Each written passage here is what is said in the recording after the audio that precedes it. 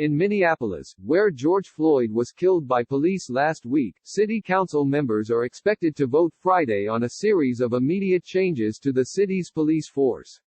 The vote follows City Council President Lisa Bender and Councilmember Jeremiah Ellison tweeting on Thursday that they were going to dismantle the Minneapolis Police Department, with Bender adding that it would be replaced with a transformative new model of public safety. Steve Fletcher, council member for the city's 3rd Ward, wrote an op-ed in Time on Friday, in which he said, "Things are not going back to normal."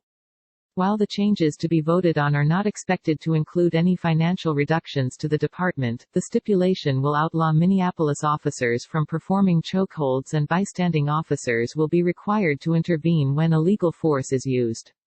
Calls for cities to consider defunding their police departments because of unjust policies have escalated as protests sparked by the death of Floyd have convulsed the country.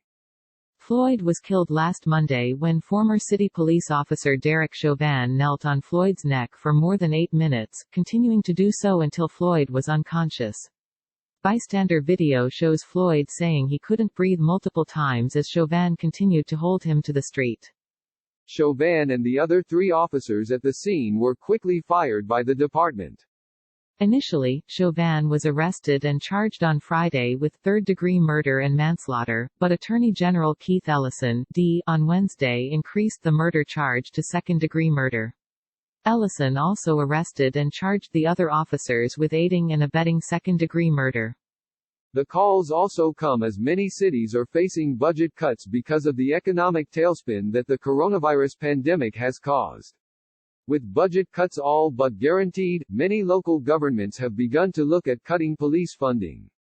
San Francisco Mayor London Breed announced a plan on Thursday to reduce the city's police budget and reallocate those funds to social programs that benefit Black communities. The plan does not specify how much it plans on cutting, but comes amid a $1.7 billion budget shortfall for the city. In Philadelphia, the mayor Jim Kenney is proposing cutting the city's main civilian police oversight board while adding $23 million in new funds to law enforcement, according to WHYY. On Wednesday, Los Angeles Mayor Eric Garcetti announced he is throwing out plans for a massive police budget hike as support for slashing police department funds grows. The Los Angeles Police Department, LAPD, was originally set to get a 7% increase in its budget, which included bonuses for police officers, the Los Angeles Times reported. That would bring their budget from $1.189 billion last fiscal year to $1.86 billion.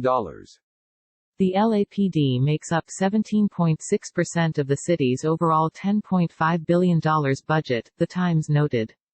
After demands from protesters, some of whom gathered in front of Garcetti's home, the city is now looking for ways to cut between $100 million to $150 million. We need to make sure that Black Americans see an end to the days of murder in broad daylight and of traffic stops simply because of the color of their skin, the mayor said. In New York, more than 40 city council candidates are calling for a $1 billion cut to the New York Police Department's NYPD $6 billion budget over 4 years.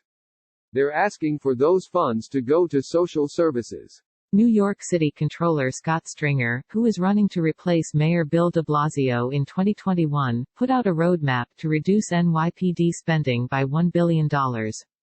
Under his plan, the funds would be moved toward vulnerable communities most impacted by police violence and structural racism. In Phoenix, activists are requesting a 25% reduction in the police department's budget, but the city council has refused to consider the motion, according to the Arizona Republic.